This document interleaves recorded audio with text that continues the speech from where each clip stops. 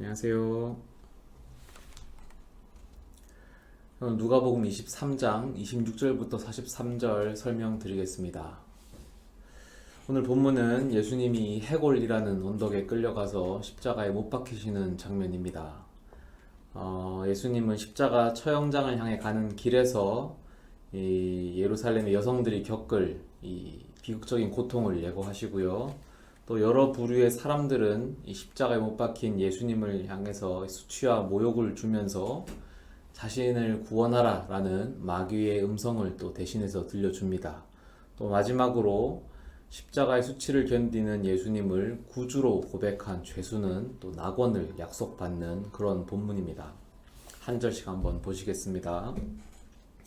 26절 그들이 예수를 끌고 갈 때에 시몬이라는 구레네 사람이 시골에서 오는 것을 붙들어 그에게 십자가를 지워 예수를 따르게 하더라. 구레네는 북아프리카에 위치한 도시이고요. 6월절이라서 이 시몬이 예루살렘에 와 있었을 거고요. 졸지에 예수님이 십자가를 억지로 이제 지고 가게 되죠. 근데 참고로 이 십자가는 우리가 알듯이 이 십자가 모양을 한 그 원전한 십자가는 아닙니다. 이 고고학적 고증에 의하면 이 십자가 중에 이 수직 부분은 이미 처형장에 세워져 있고요. 이 가로 부분만 이 죄수들이 끌고 가게 되어 있었습니다. 그런데 이 구레네 사람 시몬이 갑자기 왜 나타났느냐에 대해서 의아하신 분이 있을 수도 있습니다. 예수님이 자기 십자가를 스스로 다 지셔야 하는 거 아니었을까? 왜 다 못 지셨을까? 자기 십자가는 자기가 져야 하는 거 아닌가? 여기에 다 이유가 있습니다. 이 시몬은 하나님의 섭리 가운데 사용된 하나님의 도구였습니다. 예수님의 십자가 처형은요, 이 아이러니하게도 이 예수님의 왕위 즉위식이었습니다. 그 이유는 이 과정이 당시 로마의 황제 즉위식과 완전히 일치하기 때문이거든요. 이 황제 즉위식과 십자가 처형을 비교하면 이렇습니다. 처음에 이 로마 근위대가 운집하고요. 그리고 근위대가 이 황제가 될 사람에게 예복을 입히고 환호성을 지릅니다.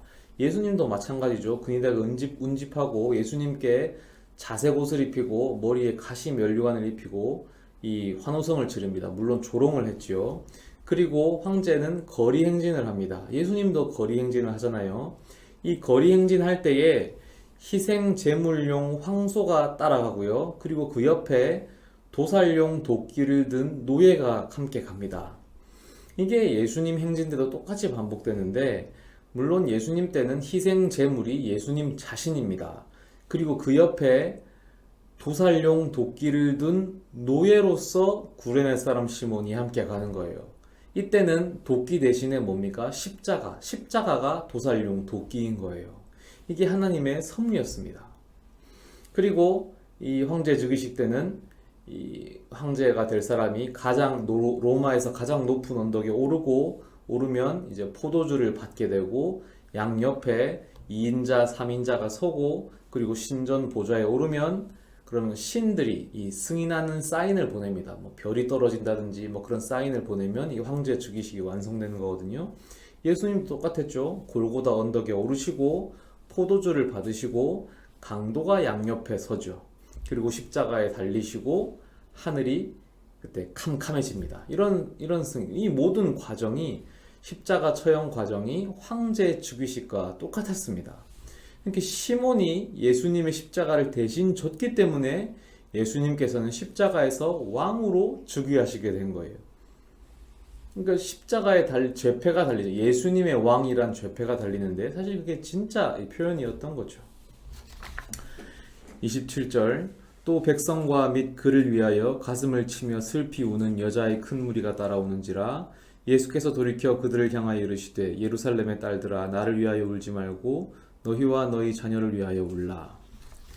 이 누가복음에서 돌이키다라는 동사는 이 중요한 의미가 있는 장면에서 예수님에게만 사용되는 동사입니다. 예를 들면 베드로가 예수님을 3번 부인하고 달기 운 직후에 예수님께서 돌이켜서 베드로를 쳐다보시거든요. 그때 이 베드로와 예수님의 눈이 마주치죠. 여기서도 예수님께서 돌이켜서 그들을 향한 말씀하십니다. 중요한 말씀을 하시는 거죠. 뭐라고 하십니까? 예루살렘의 딸들아 나를 위하여 울지 말고 너희와 너희 자녀를 위해 울라. 그리고 계속해서 31절까지 예수님의 말씀이 이어지는데요. 결국 그 내용은 이 예루살렘 성의 멸망에 대한 예언입니다.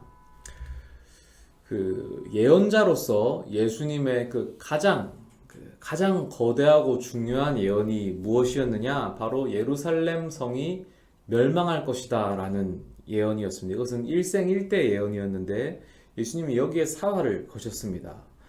사실 예수님께서 복음서에서 나오는 이 세상 종말에 대한 예언들 있지 않습니까? 그게 잘 읽어보면 세상의 종말을 말하는 것이 아니고 예루살렘의 종말에 대한 말씀을 하고 계신 거예요. 물론 유대인의 세계관에서는 예루살렘의 종말이 곧 세상의 종말과도 같은 이야기이긴 합니다. 그리고 실제로 예루살렘 성은 AD 70년이 되면 이 로마 군대에 의해서 완전히 허물어집니다. 그때 예수님의 예언이 옳았음이 입증이 되죠. 그리고 신비하게도 그 시점이 되면 그리스도교가 하나의 종교로 공식적인 인정을 받게 됩니다. 그 전까지는 유대교의 한 분파 정도로밖에 이게 인식되지 못했는데 예수님의 예언대로 예루살렘이 무너지면서 비로소 기독교가 인정받습니다. 그런데 이 모든 것이 예수님의 예언 속에 다 들어있던 내용입니다. 32절 또 다른 두 행악자도 사형을 받게 되어 예수와 함께 끌려가니라. 해골이라 하는 곳에 이르러 거기서 예수를 십자가에 못 박고 두 행악자도 그렇게 하니 하나는 우편에 하나는 좌편에 있더라. 이에 예수께서 이르시되 아버지 저들을 사하여 주옵소서 자기들이 하는 것을 알지 못함이니이다 하시더라. 그들이 그의 옷을 나눠 제비 뽑을세.